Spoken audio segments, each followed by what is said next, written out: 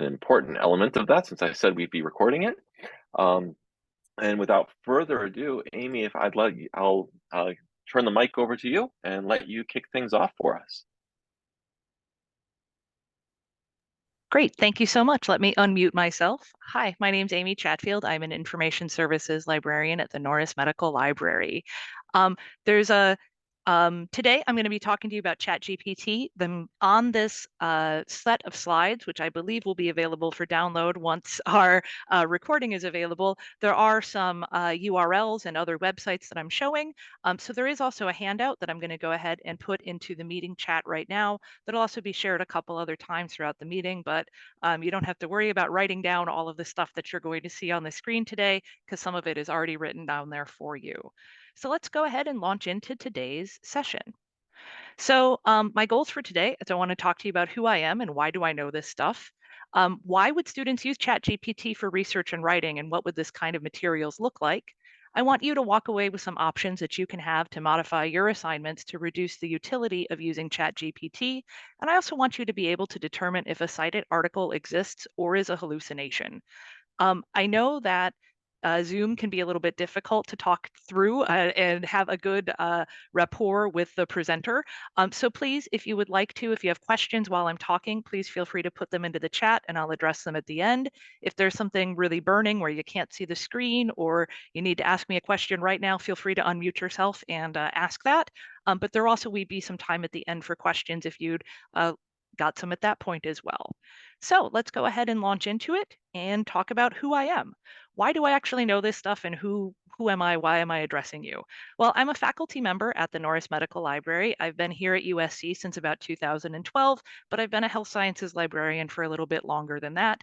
I recently graduated from the USC CET Faculty Fellows Leadership Program, so that gave me some of the skills and tools to think about assignments and changing the way that we do work in education here at USC. As part of my job as a health sciences librarian, information services librarian basically means public services librarian. I have actually, and I have documented proof of this, interacted with hundreds of students in the health sciences fields to help them complete their research and writing projects. I've seen a lot of the different kinds of prompts that you have written to try to get them to use research and information in their writing. And I've seen a lot of different ways that students have approached or misapproached research. So I've got a lot of interest and knowledge on kind of both sides of this piece in terms of figuring out what are you asking them to do? How are students actually interpreting what you're asking them to do? And how are they trying to use library tools to fill that information? I will also mention that I'm mentioning ChatGPT in the title of this. This is actually only, this talk today is only about and tested with ChatGPT 3 and 3.5, which are the two free models that are available through the OpenAI website. I tested a couple of other chatbots as well. They also give similar hallucinations, but there are some other AI tools that do work okay for finding some limited sets of citations. So that's why today is really only focusing on ChatGPT. It's the one that I've tested that gave the most significant hallucinations. It's also one of the ones with the lowest barriers to entry because it's totally free, doesn't require any payment. And it also probably has one of the largest awareness in mass culture in terms of when people are trying to figure out an AI to use, ChatGPT commonly comes up as a suggested idea of an example of AI that you can use. The parts about, so if your students aren't using ChatGPT or using other things, some of the stuff that we're talking about today to change your assignments to reduce the utility of all large language models or checking citations are still going to be useful for you, even if your students are using different AI tools. So when would students turn to ChatGPT? Well, first, let's think about some typical open-ended research or writing assignments that you would create as a faculty member. You create really broad assignments because you want students to explore their own interests. This holds true in social sciences. This is not a real prompt, but a version of a prompt from a social sciences paper. Pick a topic about something that we looked at, find some recent articles, and then summarize those articles and respond to them critically. You can also ask this question in Writing 150. We talk to a lot of students, or I talk to a lot of students who are struggling with coming up with something to write about in an argumentative way or a position paper way, which is something that happens a lot in Writing 150. And this is an example of an actual research assignment that is in use right now at the School of Pharmacy, the school that I work with most closely in their master's program, where again, the idea is we just want students to come up with some idea that is interesting to them. You don't really care what they pick. You just want them to come up with something that they can think about for long enough to write a paper about it and research about it. When you give students an assignment like this, you expect that they're going to identify a real research question or topic within this, and then they're going to search a subject specific focused database using some keywords. Then, if they do that, searching social sciences citation index or web of science for some of those keywords that I gave, you would get these kinds of results. You expect that they look at these results, say, hey, look, Article 1, there's a topic about social sciences research and ethics that I could talk about, the ethics of research of social media of Black people, Black Twitter, or Black communities or Hispanic communities on Twitter. You're expecting they're going to come up with that idea, read that whole article, and use the information within that article to do some more searches to find some similar articles. Finally, they're going to end up with a set of 20 to 30 research articles about this topic. They're going to pick the 10 best of them, write their paper, and include some quotations and paraphrases. This happens for a lot of students, but not a lot of students. There's also a significant number of students who choose a slightly different way of doing this. This is something that students do quite frequently that I run into as I talk about a way to misapproach research. They go into a database like Web of Science and type in the full sentence of the prompt that you gave them. What's an article about the ethics of social research I can read because that's what the prompt told me I needed to find? Well, Web of Science and most databases don't work like that. They don't work well with a full sentence, so they're not going to give you any results at all. This is what actually happens if you type this into Web of Science. There's also a thing that students will do. Well, they'll type this question into our everything search. And I work for the library, so I have access to all of the data for what people type into our everything search. And I will tell you, full sentences like this come up very frequently. I guarantee you there is someone on campus right now typing a sentence like this into our everything search. If you type this into our everything search in the libraries, you actually get results. But these results are really hard to interpret and really confusing. If you are seeing this and it tells you the best result of an article is can machines read our minds? Here's a bunch of other words and phrases and letters and numbers.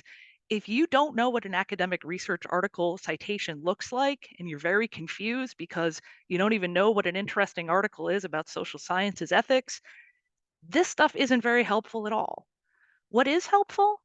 Typing that same sentence into ChatGPT, and this is what you get.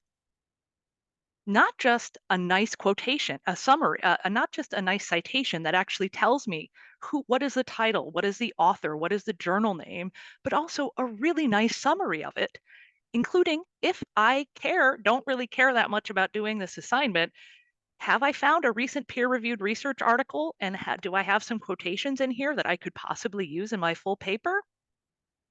Yeah, looks pretty good, huh? Here's the secret. Patricia Levy really exists. She never wrote this article. Doesn't exist. ChatGPT completely made it up. I typed in a question and it said very confidently, here's an article that explains it, and here's a summary of that article, but it's all a hallucination, even though it looks real. I know it looks real. It's terrifying. This is, if you keep asking it similar questions, it will keep hallucinating other citations or partially hallucinating it. Asking it again for this information, I asked it a similar question and it gave me a real book title by real authors and misidentified it as an article. This is a really important book in social sciences research. It's not an article, it's about 300 pages long. The more you ask it more questions, the more it gives you results that are inaccurate. And it will give you partially hallucinated citations as well. Here is one where it told me the real title of an article, one real author, and attributed it to a completely different journal.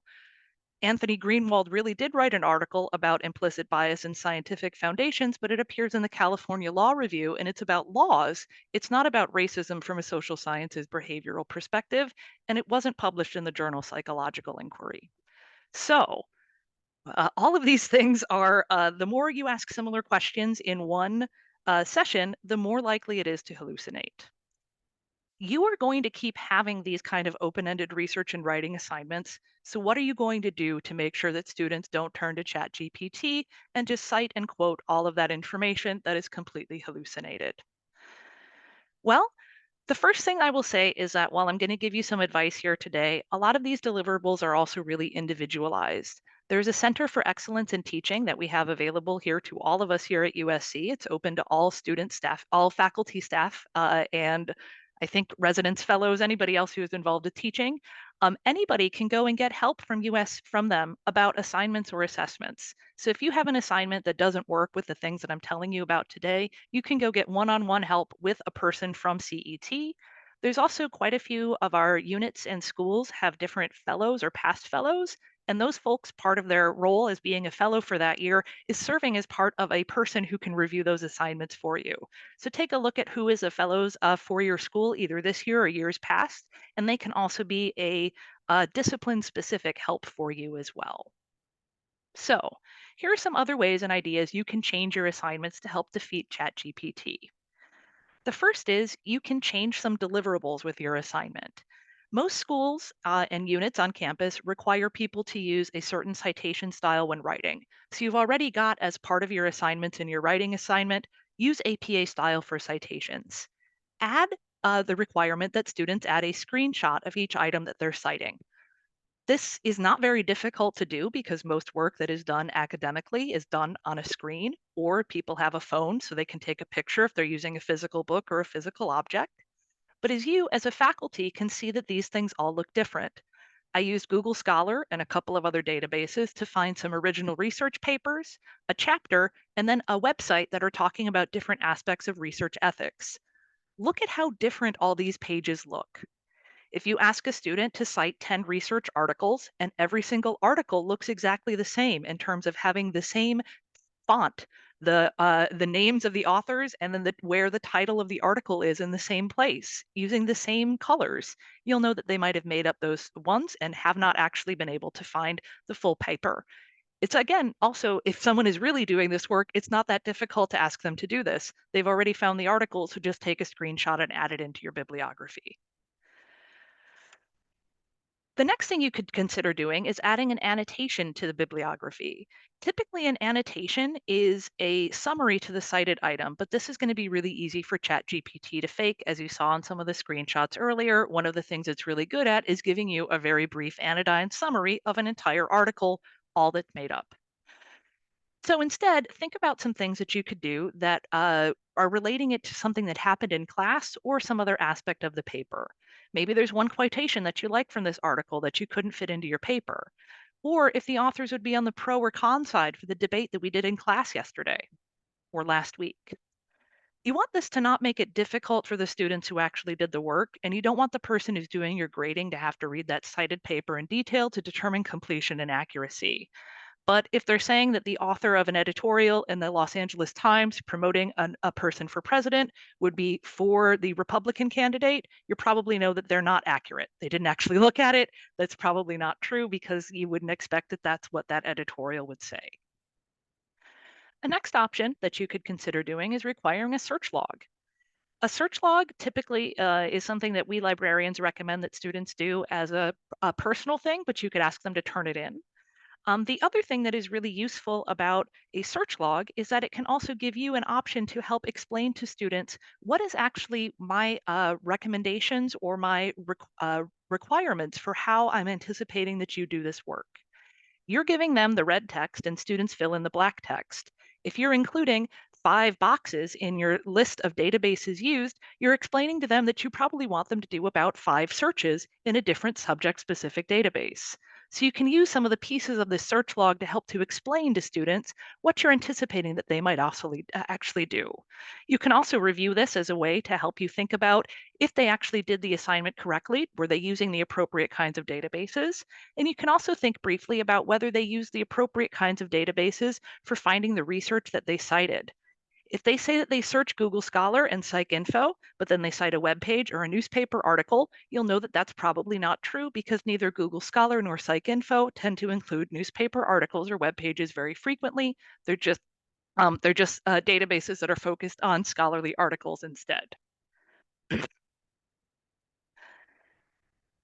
Instead of a search log, if your assignment is in the sciences area, one thing that can be really helpful and that is used a lot in the sciences area that I talk about is to require a method section to be used within the paper that you're returning.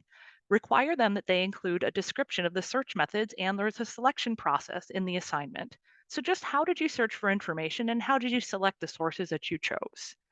If someone writes something really anodyne here or something that doesn't make any sense, that's a reason for maybe going and talking with them a little bit more in depth about how they came up with the citation that they included in this entire paper in their paper. All of those things are stuff where you can kind of do them. You can also add all of these elements to your final assignments, but if you don't want to do that because you think it's going to take a little bit too much time to do grading or too much time for your students to complete them, you can also use some of these ideas as scaffolding assignments throughout the time you're expecting students to research and write.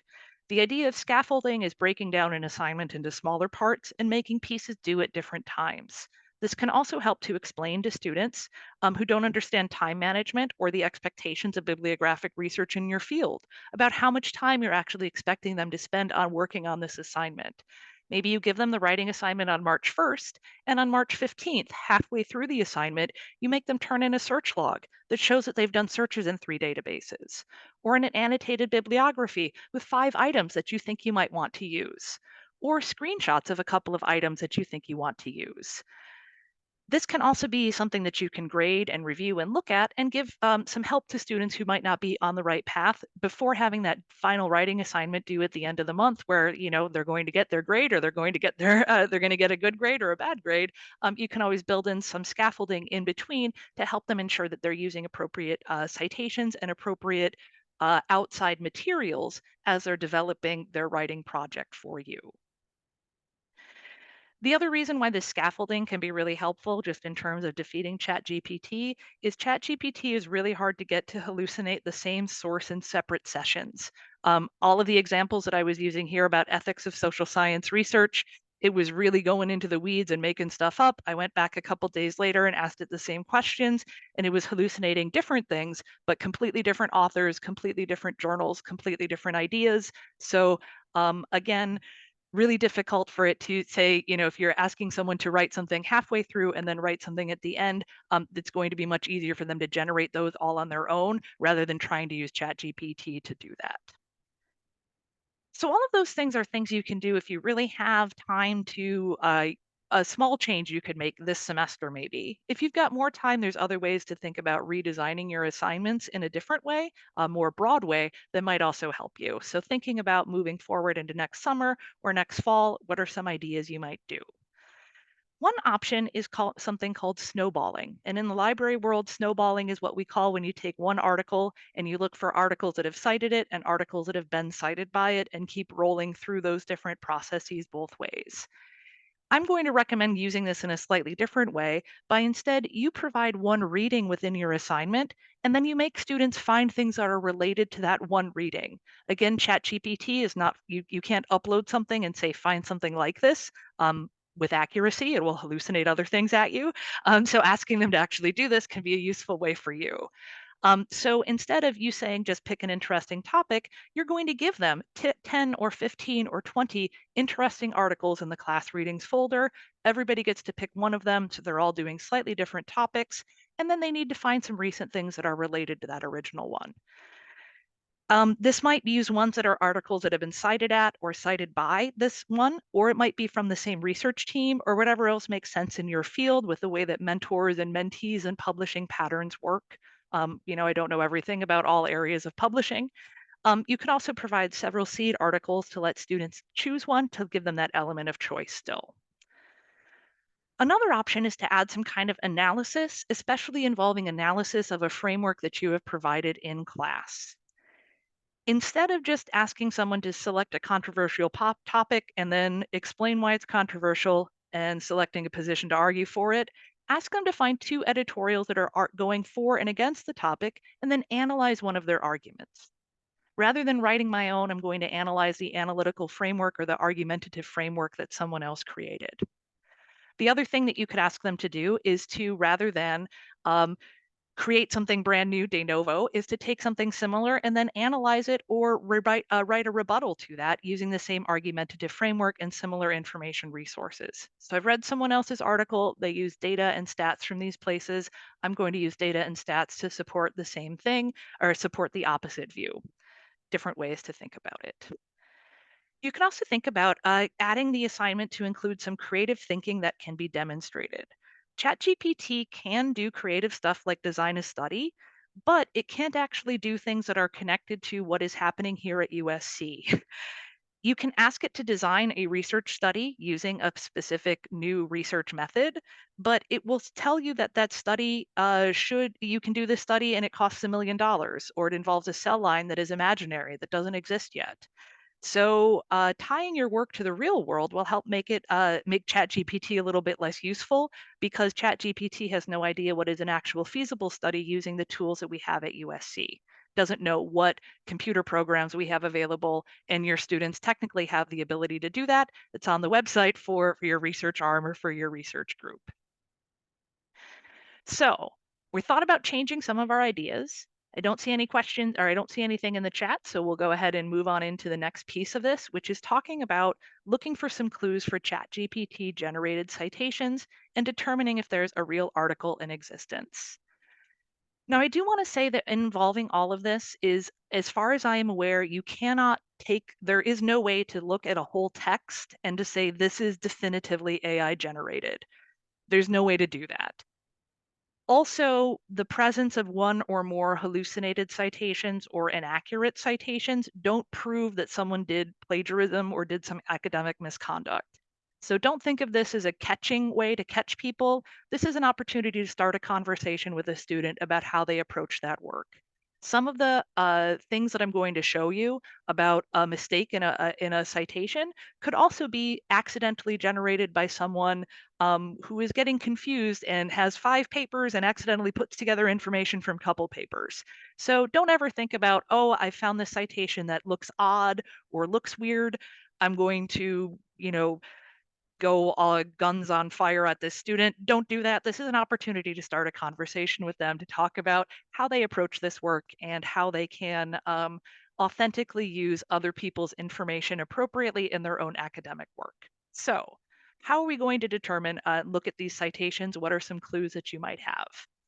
First, look at those citations that your students are turning in, that bibliography paper, and consider what the assignment requires and the kinds of source types that you're asking them to do. ChatGPT most commonly hallucinates citations to articles. It's really hard to get it to generate fake citations to newspaper articles or book chapters. Even if you ask it to, it will give you a journal article formatted citation because it doesn't know the difference. These are some APA style formatted citations for different kinds of materials that you could use in a scholarly research assignment. If you've been asked to find some newspaper articles and write about them, you're probably going to cite some newspaper articles in your assignments. If your reference list only includes titles of articles, that might be a clue that your student might not have used their own knowledge to create this entire reference list. Also, take a look at these citations and look for some unusual patterns or repetitions. I was asking it about racism in a neighboring community because that is a recent topic in social sciences research ethics that came up when I was looking at that idea about Black Twitter and studying different ethnic groups. When I search for this idea, racism in a neighboring community, the word race or neighbor or community appears in every result from ChatGPT. And these are 3 results that are all made up. They're all real people. They're all real journals. They've never written these articles. They haven't been published in these journals. Look at these citations and see what's in them. There's never the specific name of a city or a country. There's never the words of any groups of people like Black or white or Hispanic. There's no other information about the aspects of neighborhoods. If we put in similar words or similar searches into Web of Science, you're starting to see these are the first 4 results that come up when you type these words into Web of Science. Notice how all of these research articles, because they're actually real research articles about studying racism, they're in a place. They're involving real people. They're talking about groups of people, so they're describing terms using nouns that you use to describe people and places. if I was looking at a research result and my question was about studying racism, and all of the results just talked about reflections on identifying and researching racism, I might think that that might be a little bit weird, especially if there's all 10 of them that way, not a single one of them in a particular place or dealing with a particular group. ChatGPT also gets stuck on single authors. For some reason, it kept generating this person when I was talking to about it. Linda Tuhuwai Smith is a real person. She really does study decolonizing methodologies and Indigenous research and Maori education in New Zealand. When I asked it to generate 10 or so citations about this topic, it gave me 10 citations and it gave her it gave her credit to 2 of them. She didn't write either. These are not real articles either. She's written many other things. Is she the foremost or only thinker in this area? If I told students pick 10 articles about racism, would they pick 2 that are in New Zealand and 8 that are from all around the other parts of the world? That just seems a little bit questionable, especially if my question or their topic is about something happening in the United States. So, questioning who are these people that we're looking at and why are they dealing with it? You can also think about the journal articles not making sense based on where they're studied at. This is really hard for me to demonstrate because it's so field specific. I asked ChatGPT to find me a classic article from a well-regarded journal, the journal Science, about racism and behavior.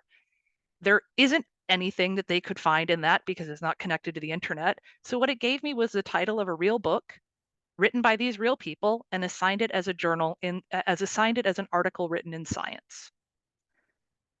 What is their paper about, or what is their book about? It's about families in academia and the problems of people having baby. What happens when you have a family and you're also trying to build your career in academia.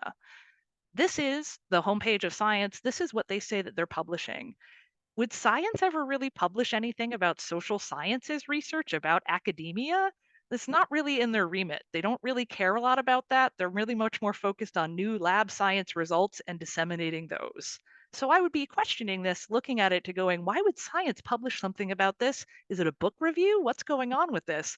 They never actually published in the journal Science, though they've published this book and they've published excerpts in a couple of other social sciences research journals.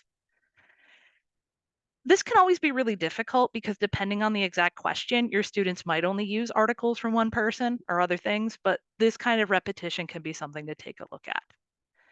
Now, if we want to find out if we actually own an article, it's really difficult to search for this information because there's not one database in the world that includes every single scholarly piece of information. So instead, I'd like to think about it in a couple of different ways. And the first way I would think about it is checking your citations by asking yourself first, do the USC Libraries subscribe to this? We've got a couple of easy ways for you to find this information for you. So that's why I recommend asking this question to yourself first. And the first thing we're going to do is we're going to use the everything search from the library's website. We're going to type the title of that article and search in that article box. So let's take a look at this first one. Let's say one that I know will definitely work, which is this article on the right. This isn't your data friend. We know that this is a real article. So what would happen if I was searching for this in our everything search? I'm on our main library. This is our Norris Medical Library homepage, but any of our library's web pages will have the same search box on it. And you can change your search to everything. When you type in the title of an article or even the partial title of an article that really exists, almost always it will come up quickly in this articles box. And we can see our very first article that came up is that same article that was cited. It's a real article. It's in Web of Science. And if I wanted to download the PDF, I have this link here where I could click the link, sign in with my NetID and password, and get access. So if that's how easy it is to find something, what happens if we search for something that isn't real? So let's try the second one. Who can speak authority and voice in research on race relations? We'll go ahead and paste the whole title of that article into the everything search. And I've tried this a couple of different times, so I'm pretty sure this isn't real. But if we take a look in our article search box, it didn't come up in our first five results, which is a kind of scary clue. We subscribe to a whole bunch of things.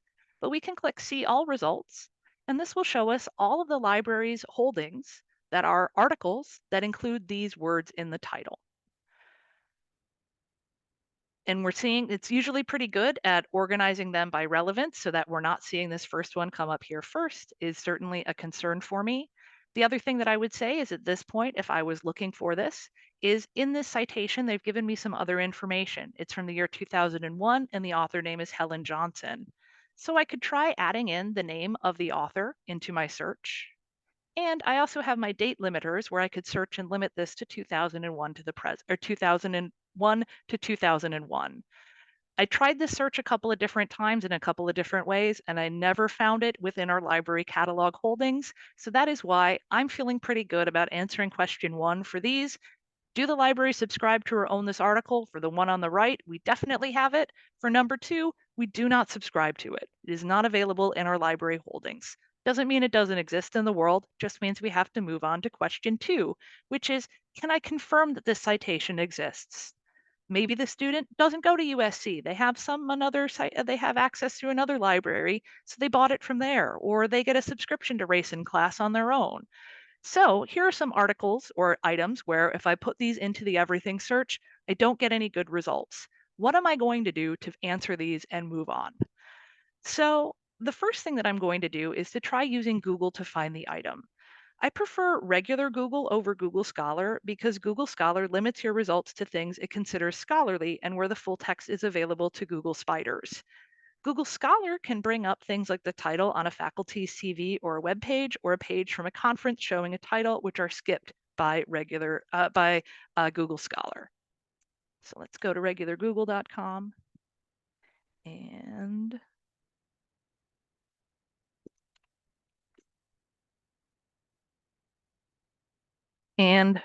gender and family in the power.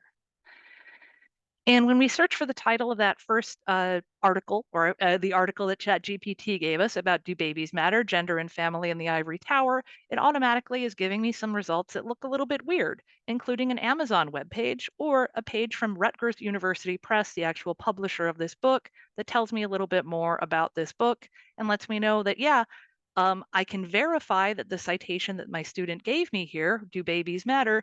It is not appearing in the journal Science. This is a physical book, and this citation has been somewhat hallucinated by ChatGPT. So trying to use Google to find the item to verify what this actually is can be a good step. The next thing that you can do, or if that doesn't work for you, doesn't give you any results, or you still have questions, you can always remember that when they're giving you a citation like this, they're giving you the name of an actual journal and sometimes the volume, issue, year, and pages on which that appears. You can go to that journal and take a look at their table of contents to verify if that exists.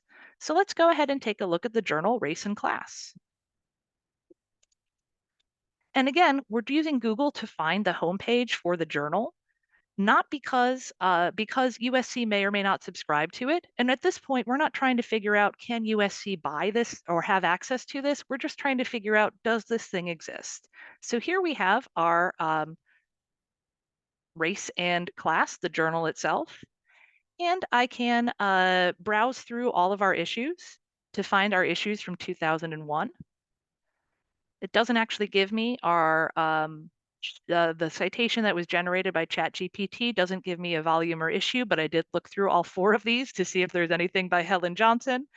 The other thing that you can do in many of our journals is you can search using the title of the article across all of the journal homepage, which is, I actually looked at all 45 of these and I could not find it. I tried some other searches as well using my advanced search looking for the author Helen Johnson. You can limit it by author, and I was not able to find it. So my idea for this one, for Who Can Speak, Authority and Voice and Research on Race Relations, is that has been entirely hallucinated by ChatGPT. I couldn't find anyone named Helen Johnson who's written anything similar, but there may be someone named that. And the final thing you can do to search for articles, if they provide information for you, is by using what's called a DOI. And you might have seen these DOIs used in citations. A DOI is called a digital object identifier. What you are supposed to do as a publisher, if you want to use DOIs, is you pay for a DOI from the DOI Foundation. Then the DOI Foundation keeps an accurate record of where that electronic object is. So it's a digital object with a permanent identifier so you can always find it. So that's why a DOI is really great. There's a whole bunch of different DOI resolvers, but the one that I like to use is dx.doi.org, our original DOI foundation. And just like with any of our DOIs, you just need to paste in the entire part of the DOI that it gave you, and we'll click Submit Query. And like many of the times, people, for some reason, ChatGPT thinks that a DOI is a string of numbers and letters that don't mean anything, but that look pretty. So this is a thing that will happen quite frequently from ChatGPT generated DOIs, is it's not real. Doesn't respond to anything. It has not been registered, and it is not a real DOI that is being used. The other thing that will happen is sometimes it will send you to a different DOI. So your article will say it's supposed to be the Journal Springer, and it will take you to the Journal of Optical Mechanics or something, because they've just applied someone else's DOI to it, which is again letting you know there is no DOI for ethical issues in social research at this area. So now that I've tried all of these different ones in different ways based on the information provided by the citation, I feel pretty confident to know that these materials here are either partially or fully hallucinated by ChatGPT. They may or may not exist, and if my students chose to cite and quote things from them, I might have a basis to have a conversation with them about how they found this information. Because again, they could have just read the full book, Do Babies Matter? It's a real book that's out there. We subscribe to it at the libraries. They could take a look at the copy of it and just misunderstand how to actually cite this. So I wouldn't want you to use this as an evidence that someone is attempting academic misconduct. It could just be an honest mistake that they misunderstood or misappropriated something or stuck together two pieces of citations. So after we're looking at these things, again, keeping these two things in mind, the question we're first trying to answer is, do the libraries subscribe to or own it? And if that has not been answered, then you want to try to confirm that citation to see if this is a real item that actually exists. Lots of different ways to do this. I'm going to go ahead and post into the chat again our handout, which includes those URLs that I just included on there as well, in case you would like to take a look at those rather than getting them from this. I know that it can be a little bit daunting to check your own citations, so we also provide that help for you at the libraries. If you are familiar with our libraries, we have different subject librarians. Many subjects have their own librarian. I'm the librarian for pharmacy, so if you have a pharmacy-related question, I'm happy to talk with you about it. You can find your subject librarian and talk with him or her, or you can go to our general reference services and ask for help verifying the citation, and our staff will look to determine if this actually exists and give you our best ideas. We've also got a set of tutorials that we've created at the library to talk about accessing, citing, and using scholarly sources. You can take a look at these and recommend them to your students if you are concerned that they're not capable of using subject-specific databases or aren't using keywords appropriately, and you're not sure if you have the time to instruct them on how to do that. Those tutorials are available to them all the time. So I know that I threw a lot at you today, but I'm hoping that what you took out of this is that you understand that students might actually use ChatGPT to try to fulfill these research and writing assignments because it kind of feels nice and seductive. It's not a bad thing when it gives you really nice answers.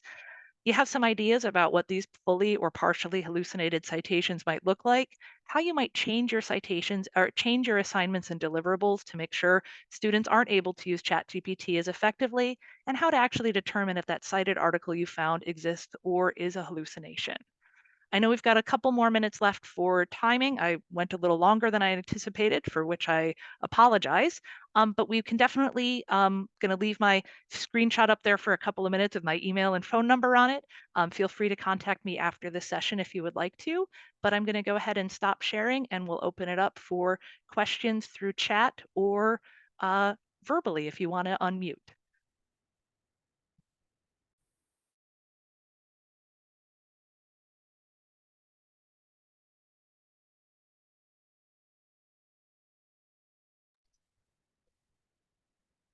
The Zoom environment provides so many challenges. One of those is how long do you give for people to come up with questions? So I'm gonna pause and stall and let people kind of have their thoughts fester. And of course, you can also use the chat feature if you'd like. But um, at this time, if you do have questions, feel free to come off of mute um, and let us know if there's Anything? I know that there's, oh, and you're already responding to that, Amy. That's fantastic. Some of the questions are already coming up in the chat there. Um, one of the things, maybe I can kick us off. One of the things that you had shared, and I think is a great reminder, is that sometimes it's just a matter of students not necessarily knowing how to do this research, how to effectively cite their sources. Um, and one of the questions that I hear a lot from students is, if I want to use ChatGPT, how do I cite it? Do you have any guidance or information that might be available to allow faculty, should they wish to allow the use of ChatGPT in their courses, to instruct students about how to use it appropriately and effectively cite that source material? Yeah. So first of all, I think one, at least my understanding is that every faculty member gets to make their own policies about the use of AI in courses. So there's that piece, where individuals are going to allow it or disallow it, and I think they're encouraged to determine how to allow it or how to disallow it as well in terms of different levels. So if it is allowed, I will say different citation systems have different ways to deal with it. I am most familiar with the American Medical Association style for citations, and for AMA.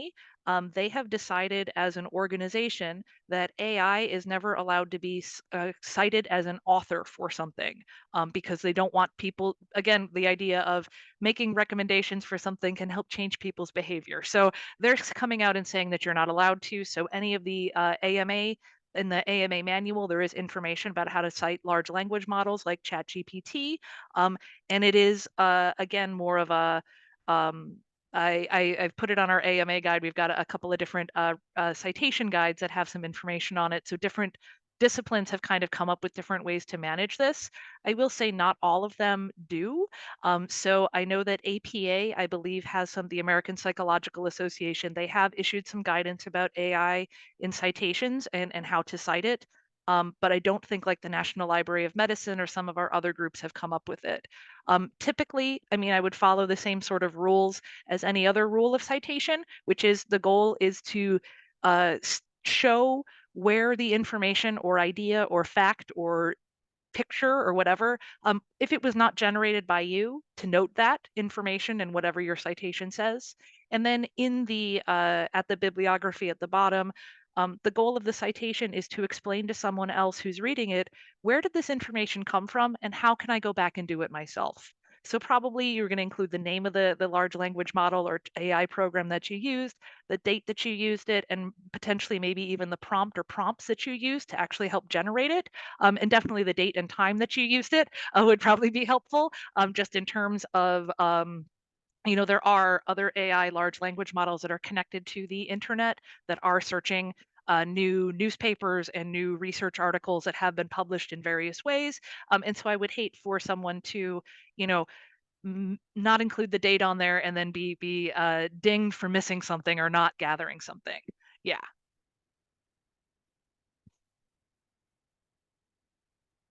Okay, I great. see a hand up. Yeah. Hi, yeah. First of all, thank you so much for putting this together. It's very useful.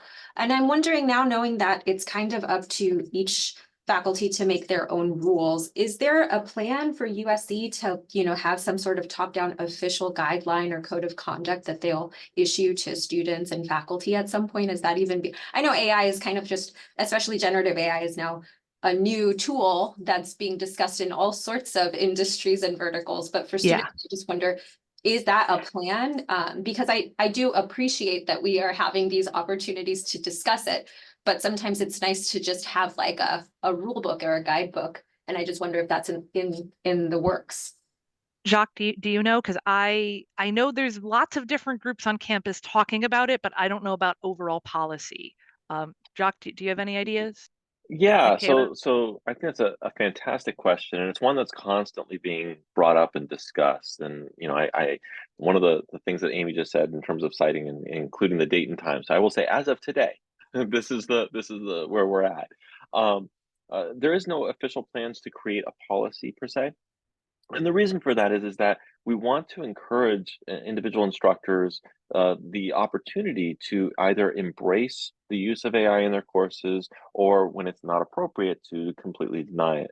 One of the great resources, I know Amy mentioned it earlier in the chat, the Center for Excellence in Teaching, we've been able to partner with them and create syllabus language templates that provide various examples that can be tailored for each course. We've essentially created 3 different options that can be included in the course syllabus. One that openly allows the use of AI, of course, encouraging appropriate citations, but secondly, having it available for certain ways, for certain assignments, maybe even limited in terms of fashion. For example, the ability to create and organize a outline for a paper, but not to actually generate content for that paper. And then thirdly, of course, to deny it outrightly. So you can look at the syllabus template that's provided on the Center for Excellence in Teaching's website, and as soon as I'm done talking, I'll find it and put it in the chat as well, and utilize that. But one of the things that I just want to kind of focus with that, though, is that regardless of the mechanism or policy that you have stated for your course, the university policy on plagiarism includes the use of any material that is not appropriately given attribution to the original author. And that's regardless if it's a ChatGPT or any of the large language models, or if it's an actual published material. So if a student is utilizing material that they themselves did not produce and including it in academic work that's uncited, that would be considered plagiarism, regardless of whether or not the instructor allows for its use. And again, I think this is a really difficult thing, and I think that it's really hard also to think about making policy for everyone, just because there's so many different kinds of work being done here and so much different kinds of education. So, for me, I try to never um, I neither promote nor depromote the use of any large language models or AI. If you find them useful for yourself, then definitely use it. But again, to me, the focus is really, if you're writing something in academic work or clinical work or scholarly work in some way, again, the idea of differentiating between ideas you came up with and ideas that someone else or a computer came up with, and that's really, as long as you can keep those things separate, I think. Even if you get ideas from an AI or get generated ideas from them, there's nothing wrong with that, as long as you're appropriately staying where those are from. Yeah.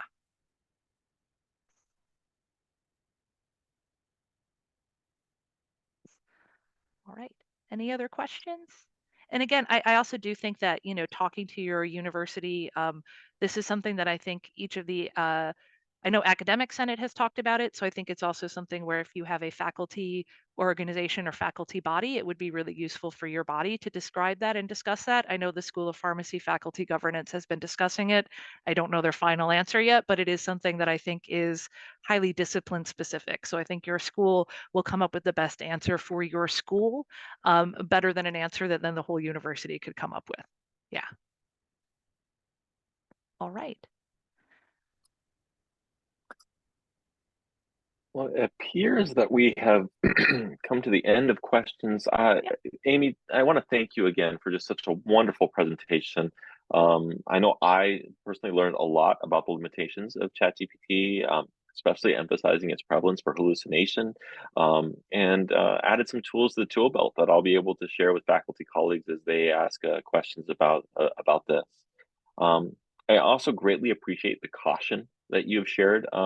That the inclusion of hallucinations are worthy of conversation and do not necessarily mean that a student was intentionally deceitful or otherwise attempting to gain an academic advantage.